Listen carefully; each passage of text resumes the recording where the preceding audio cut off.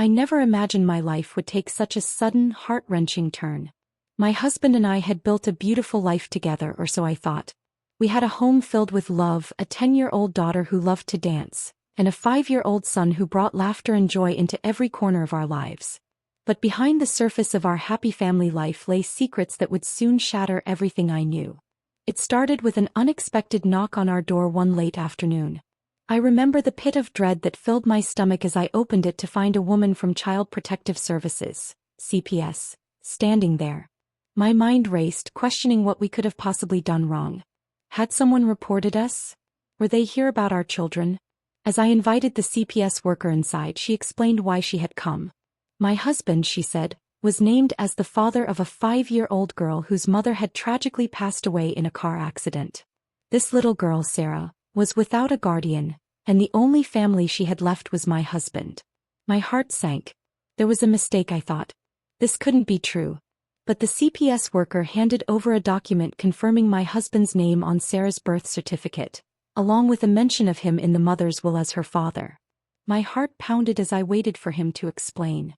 I turned to my husband, hoping to see confusion or disbelief on his face, but instead he looked away. The truth spilled out with a hollow detachment that felt like another slap in the face. He admitted to having an affair with a coworker during a difficult time in our lives, right when I was struggling with a complicated pregnancy with our son. He claimed he was just trying to help during that time, but that reasoning fell flat. I was left speechless, hurt, and stunned. The CPS worker informed us that if we didn't take Sarah in, she would be placed in the foster care system. My husband looked at me, pleading, but not offering a single word to explain why he hadn't told me about this sooner. After all the years together, all the trust I'd placed in him, he had lied, kept a secret child, and left me to unravel the pieces of a broken family. Despite the shock, I couldn't turn away from Sarah. I knew that if we didn't take her in, she would suffer because of her father's mistakes, and she deserved better than that.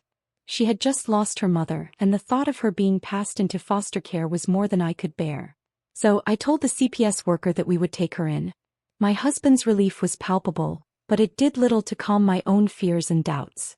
I had taken on a responsibility that wasn't mine, but I knew I couldn't let an innocent child pay the price for our fractured marriage. The days leading up to Sarah's arrival were filled with stress and preparation. We had to transform the guest room into a welcoming space, buy new furniture, arrange for her schooling, and adjust our finances to cover additional expenses. While I handled nearly every aspect, my husband seemed paralyzed by shame and guilt, refusing to do much of the work himself. He claimed he was too embarrassed to tell our children about Sarah, leaving that heavy task to me. When Sarah finally arrived, the house fell into a tense silence. Our children stared at the newcomer with wide eyes, their minds racing with questions.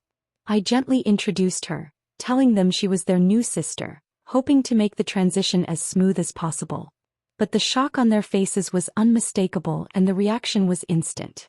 Our daughter burst into tears, her voice breaking as she shouted, "Who is she? Why is she here?" Our son, too young to understand the depth of what was happening, started crying simply because everyone else was. Sarah's face fell, her confusion and hurt evident, and I felt a pang of guilt.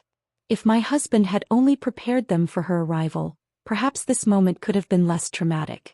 Instead, he had left us to navigate this storm alone, while he stood back, unable or unwilling to face the consequences of his actions. In the weeks that followed, tensions only grew worse. My husband's lack of involvement and his refusal to acknowledge the pain he had caused became a daily source of resentment. Every time I saw him sitting idly while I juggled the demands of raising 3 children, including one who felt like a stranger in her own home, my anger simmered just below the surface. My own children's reactions weighed heavily on me as well. Our daughter barely spoke to Sarah, resenting her presence and refusing to treat her as part of the family. Our son was confused, acting out in ways he never had before.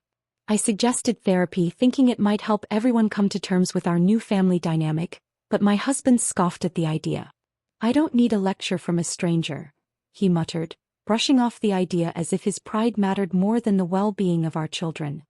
His dismissive attitude only deepened the rift between us, and I found myself questioning our marriage in ways I never had before. One evening, after a particularly long day, I couldn't hold back any longer. I confronted him, asking why he refused to support our family through this difficult time. His answer was as infuriating as it was painful. "I didn't sign up for this mess," he said, oblivious to the hypocrisy of his words. He seemed to forget that it was his actions that had created this situation in the first place. I felt a mixture of betrayal, rage, and helplessness. Here I was trying to hold our family together, and he couldn't even bring himself to try. As the days passed, my determination to provide a stable home for Sarah grew stronger, but so did my doubts about our future as a family. Despite my husband's reluctance, I took the children to therapy sessions on my own. I arranged for individual sessions as well as family counseling, hoping that with time, we could find a way to heal. My husband's continued absence in these efforts only fueled my resolve to become the strong, supportive parent that Sarah needed, even if he couldn't be. One evening, during a therapy session with my eldest, she confided in me the real reason for her hostility toward Sarah. It wasn't just about a new sister. It was about the betrayal she felt knowing her father had lied to us all. She admitted that kids at school were teasing her, mocking her for having a cheating father, a term she barely understood but felt the sting of nonetheless. My heart broke as I listened, realizing just how deeply my husband's actions had wounded her. She was facing ridicule and isolation, all because of his choices. Through tears, I apologized to her, holding her close and promising that I would never let her face this alone again. I had failed her by not confronting the situation sooner, by not protecting her from the fallout of my husband's betrayal. I vowed to be more vigilant, to be the kind of mother she could rely on. In the days that followed, I took a hard look at my marriage. I could no longer ignore the toll my husband's actions had taken on our family, nor could I pretend that we could simply move on without addressing the core issues. His refusal to take accountability, his complete lack of empathy, and his avoidance of responsibility made it clear that he wasn't willing to put in the work necessary to rebuild our family. I realized that staying with him might only continue to damage my children and me. At that moment, I made a decision. I would file for divorce, but I would also fight to keep Sarah in my custody. She had become part of our lives, and despite everything, I had come to care for her deeply. I knew that if I left her with my husband, she would be subjected to the same neglect and emotional abandonment he had shown our children and me. I couldn't bear the thought of her being hurt again. To my surprise, my husband didn't fight me on the issue. He agreed to transfer custody of Sarah to me, perhaps out of guilt or simply a desire to avoid any more responsibility. His family supported my decision, understanding that I had become a more stable presence in Sarah's life than he ever could. As I began the legal process, I felt a strange sense of relief, as if a weight had been lifted from my shoulders. But I knew the journey wasn't over. There would be challenges ahead, explaining the divorce to my children, helping them cope with the changes, and supporting Sarah as she adjusted to a new life with us. Yet for the first time I felt a renewed sense of hope. I had taken control of my life and my children's future, refusing to let my husband's betrayal define us. As I took my first steps into a life without him, I started preparing for the many conversations I would need to have, especially with my children. I'd seen firsthand the harm caused by avoiding difficult truths. My husband's lies had already left scars on our family, and I was determined not to let his choices continue to hurt them. I sat down with my eldest daughter, carefully choosing my words. I explained that I was going to separate from her father and that we would be moving. She seemed almost relieved, which surprised me. She had already been coping with so much: teasing at school, the presence of a new sister, and the emotional turmoil that came with her father's betrayal. I saw the maturity in her eyes as she nodded, and my heart ached, knowing that my decision, while painful, would give her a sense of stability. My son, being younger, struggled more with the concept. I explained gently, saying that while his dad wouldn't be living with us, he could still see him whenever he wanted. I assured him that he wasn't losing anyone.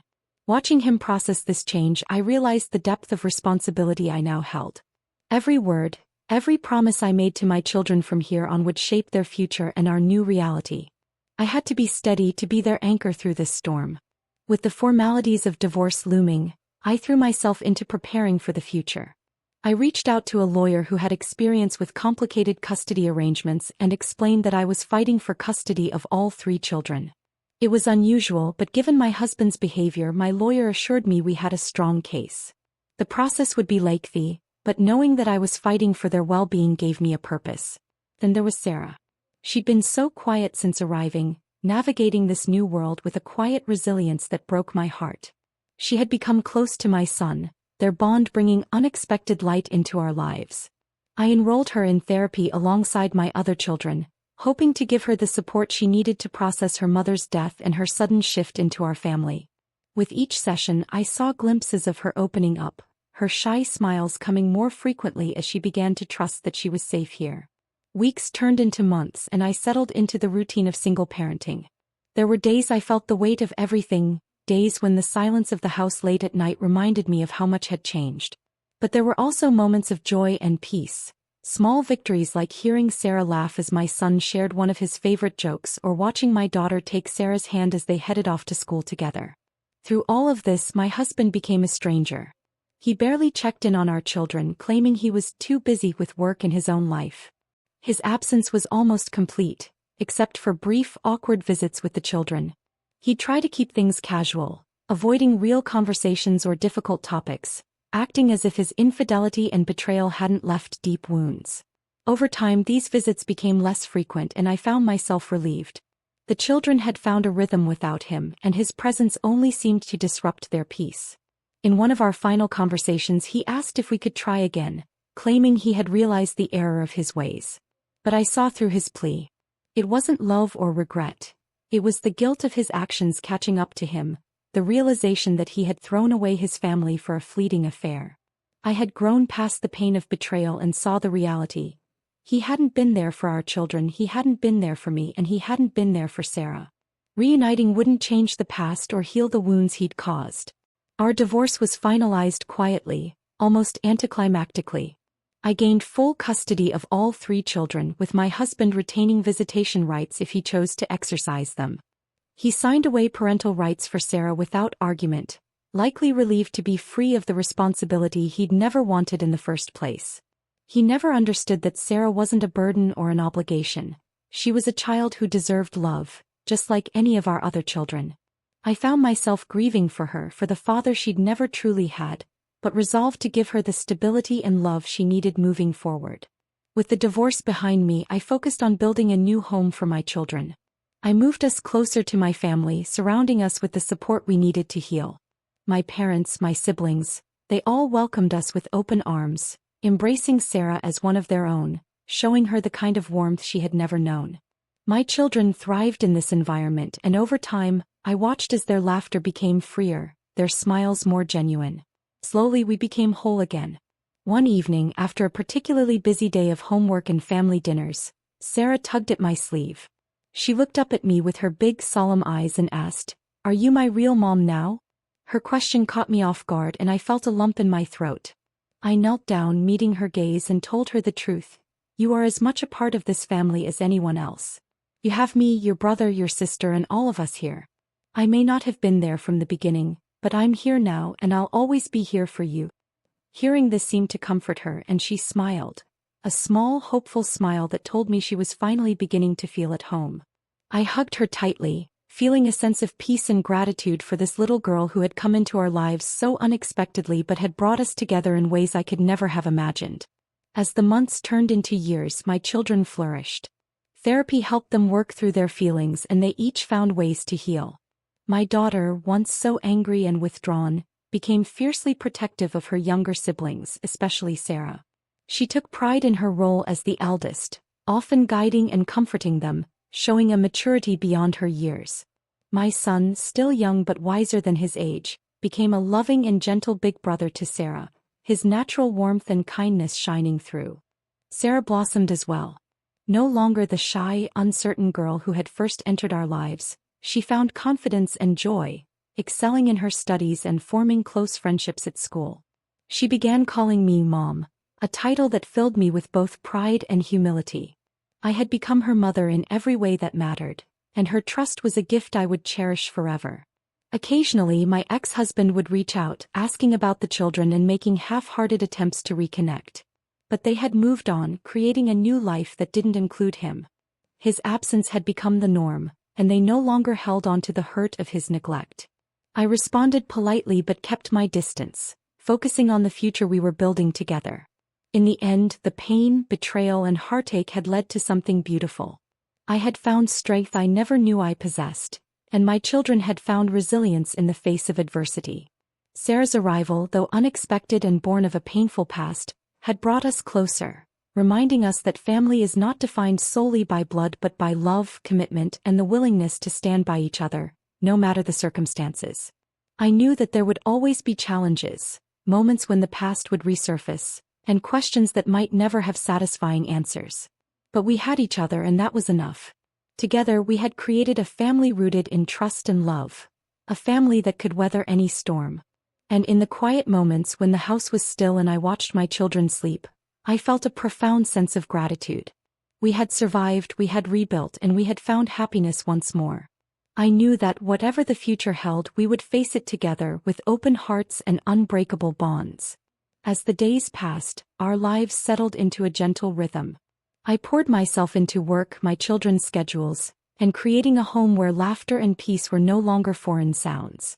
My family, initially supportive, became pillars of strength and stability, stepping in to help with school pickups, sports, and the endless activities that came with parenting 3 kids. For the first time, I didn't feel alone in my journey. Sarah continued to bloom in this new environment. At school, she excelled in reading and art, eagerly showing me every new drawing or story she created. She was a natural storyteller, using her imagination to process and express emotions she still couldn't fully understand. Her teachers often commented on her kindness and willingness to help others, and I watched in awe as she began to shape her own identity, unburdened by the weight of her past.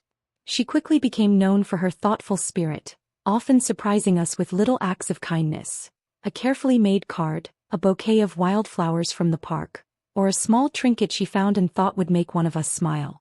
Meanwhile, my son found joy in sharing his toys and favorite activities with Sarah.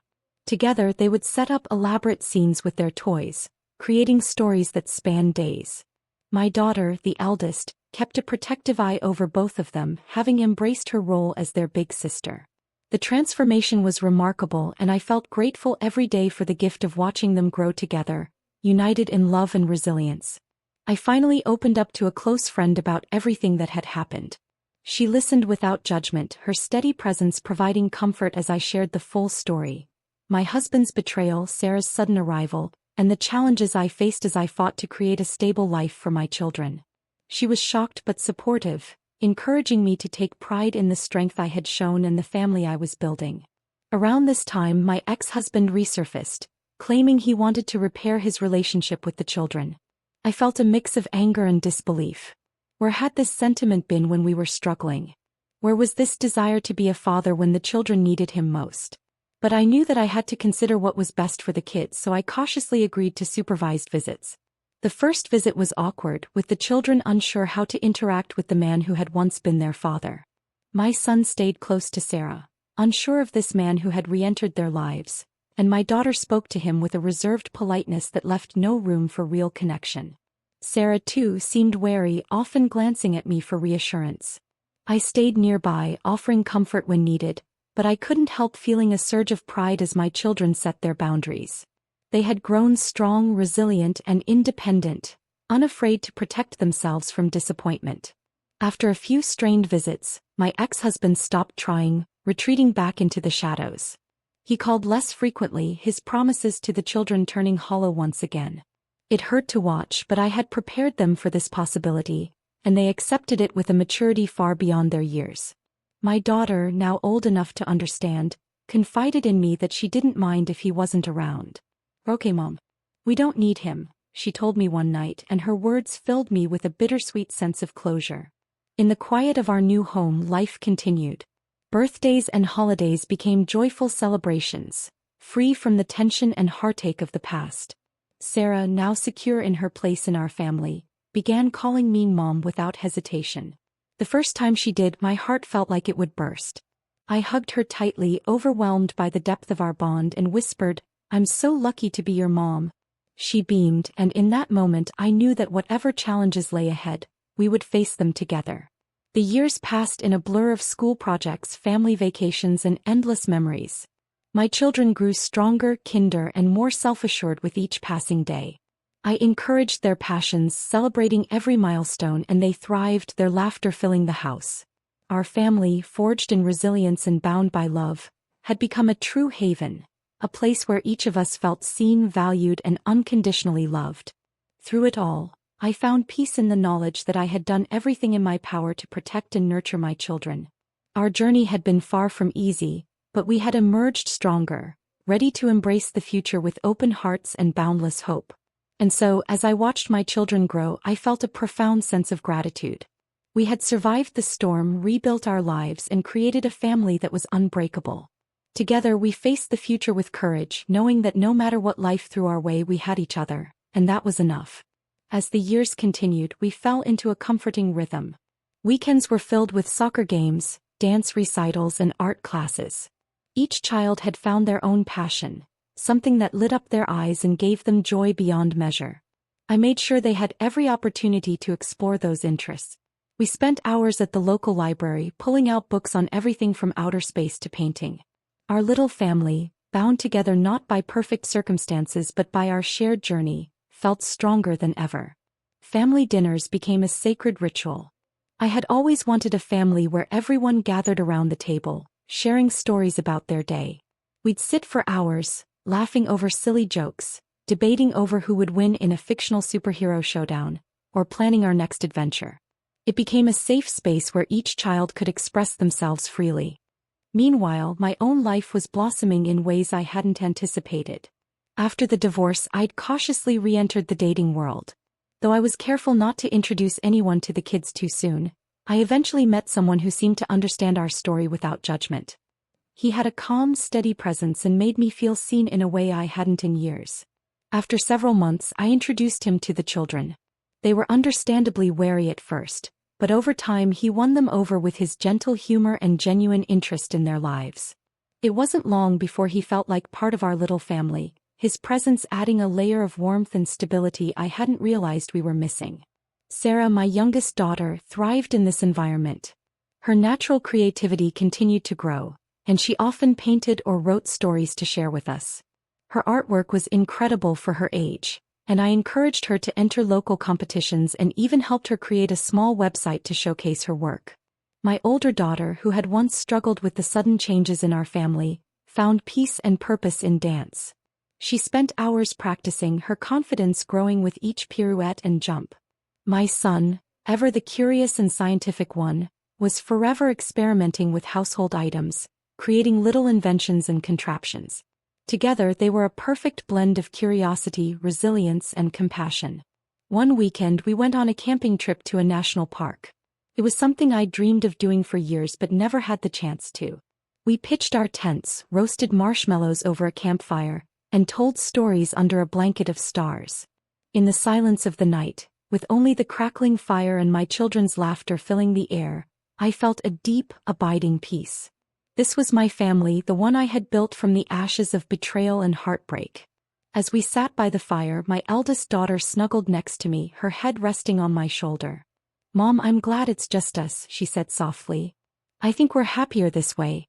I hugged her close, my heart full, knowing that whatever challenges the future held, we had built something unbreakable together.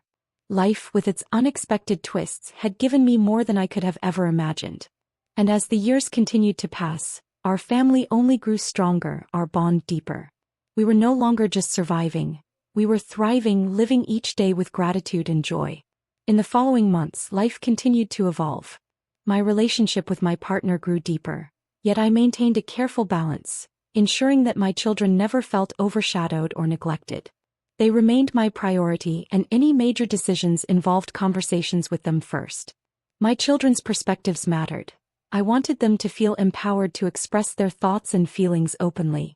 Eventually, we moved into a new home, a place chosen by all of us.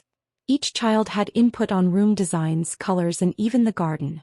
They felt a sense of ownership over this new chapter, a place we could all fill with fresh memories and laughter. The move symbolized our journey forward, leaving behind remnants of past hurt and focusing on the joyful present. My ex's involvement had faded further over time. The responsibility of being an attentive parent never truly appealed to him. Sporadic visits turned into sporadic phone calls, which eventually dwindled to occasional cards. My children noticed but had learned to adapt, accepting that love isn't always perfect. I reassured them that family isn't about the people who come and go but about those who stay, who show up every day regardless of the challenges. As they grew older, each child found their niche. Sarah, my youngest, channeled her creativity into art classes and weekend workshops. She became known for her unique paintings at school, and it wasn't long before her teachers suggested she exhibit her work at a local gallery. We celebrated her success as a family, cheering her on and filling the gallery with love and pride. My eldest, whose journey into acceptance had been the longest, flourished in her academics and dance. She developed close friendships and even became a mentor to younger students struggling to find their place. The resilience she'd built through our family's hardships had blossomed into empathy and strength. Watching her guide others with the kindness she'd once needed herself filled me with an indescribable sense of pride. My son continued his exploration of science and nature. One summer he decided to launch his own little discovery club with friends, taking them on adventures through parks and explaining concepts he'd read about in his science books. His curiosity was endless, and I nurtured it every step of the way, supporting his dreams with books, tools, and endless encouragement. As for me, I found a deeper sense of peace in my personal growth. With therapy and the unwavering support of those around me, I let go of the anger and resentment that once consumed me. I was reminded that life doesn't always turn out as planned but can be just as beautiful, if not more so, when we let go and embrace the unknown. Family gatherings grew warmer, our shared stories filled with laughter instead of sorrow. Each holiday was a celebration of how far we'd come. My children flourished, each uniquely, yet with a common foundation of strength and resilience. And as I looked around the table at Thanksgiving at my vibrant children and the warmth surrounding us, I knew that we'd truly found happiness in the life we'd rebuilt together. In the years that followed, our lives took on a beautiful rhythm. My children, each carving out their own identity, became a source of joy, laughter, and pride. Every holiday, birthday, and even quiet Sunday afternoon became a celebration of how far we had come as a family. Eventually, I moved forward in my personal life as well. My children were my greatest support and my strongest advocates. They saw my happiness as an extension of their own and encouraged me to embrace new experiences. I reconnected with passions I had set aside for years, finding a new love in painting, which quickly became an expressive outlet for everything I'd been through. As the seasons changed, so did our home, filled with new memories, cherished traditions, and a profound sense of belonging. My children blossomed, their successes celebrated not only by me but by the community of friends and family we'd created together. We grew stronger, letting go of the shadows that once clouded our past. The most rewarding aspect was witnessing my children grow into compassionate, wise individuals. They each pursued their dreams, each of us knowing that no matter what, our family bond remained unbreakable. And as I watched them find their place in the world, I knew that we had, against all odds, created a life filled with love, understanding, and unshakable resilience. Our journey wasn't just about survival but about embracing life fully, with open hearts and the courage to rebuild. This is the complete story. Let me know if there's any aspect you'd like to delve into or explore further. In the months following our new beginning, life seemed to find a steady rhythm, a pace that allowed each of us to heal in our own ways. I'd taken on the full responsibility of parenting 3 children alone, yet the weight felt lighter than it ever had during my marriage.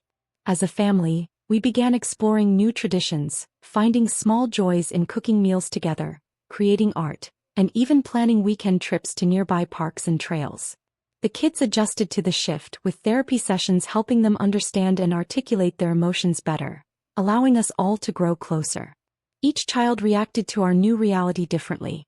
My eldest, who had once been so distressed by the change, found solace in her art. She painted and drew, pouring her emotions into colors and shapes that amazed me. She and I began going to art galleries on weekends, something I never thought she'd enjoy. But her newfound passion became a bond between us, a language we both understood without needing words. My son, who was initially confused by the family changes, developed a love for reading and storytelling. He'd often sit beside me with a book and we'd read together for hours. His imagination grew and he began writing his own stories. His therapist told me it was his way of processing everything, finding control in a world that once felt chaotic.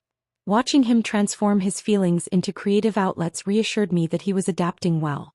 And the youngest, my husband's daughter, whom I now fully considered my own, had been the most challenging yet rewarding aspect of this journey. She struggled with understanding her place within our family at first, feeling like an outsider in her own home. But over time she opened up. I took time each day to talk with her, to let her know she was loved and that she belonged. Gradually, her laughter became a familiar sound in our house, a bright melody that filled the quiet spaces.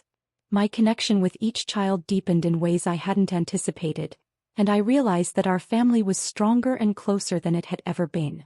The changes tested us, yet we came through them more resilient, bound by shared love and understanding. One weekend we planned a family camping trip, our first real adventure since the divorce. It took some effort and lots of coordination, but we packed our bags, loaded up the car, and headed for the mountains. The kids were ecstatic, especially since they'd never been camping before. The excitement and teamwork of setting up tents and roasting marshmallows around a fire created memories that would last forever. Watching them laugh and play under the stars, I felt a sense of peace I hadn't felt in years. In the evenings, I'd sit by the fire and think about everything we'd been through. My marriage, though painful, taught me invaluable lessons. It reminded me of the importance of self-respect and honesty, and showed me that it's never too late to start anew, no matter the cost. As the camping trip came to an end, I noticed a shift in each of the children. They seemed more confident, more at peace, and perhaps like me, they found a sense of closure in nature's quiet embrace. We packed up, sharing stories of our favorite parts of the weekend and laughing together as we drove back home. It was clear this new beginning wasn't just a restart.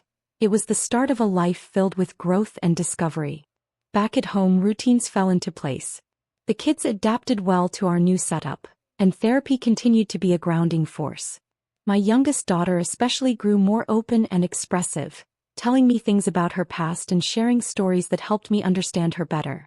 Every story she shared strengthened our bond, and her siblings gradually embraced her as an irreplaceable part of our family. Their unity was my greatest achievement and filled me with a warmth that stayed with me even during the toughest days.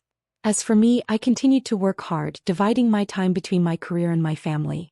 Being both a provider and an emotional support was challenging but deeply fulfilling. I realized that the kids and I had become a team, facing each challenge together. They trusted me and I trusted them, a simple but profound truth that reminded me of how far we'd come. One evening, as we gathered for dinner, my eldest daughter looked at me and said, "Mom, I'm glad we're a family just like this." Her words brought tears to my eyes, and I hugged her tightly, filled with gratitude for the life we had created. And so life moved forward, not in the perfect picture I'd once imagined, but in a beautifully flawed, authentic way that fit us all. We faced challenges, celebrated small victories, and built a future grounded in trust, love, and resilience. This journey had been more than a path through pain. It had become a testament to our strength and the unbreakable bond that held us together.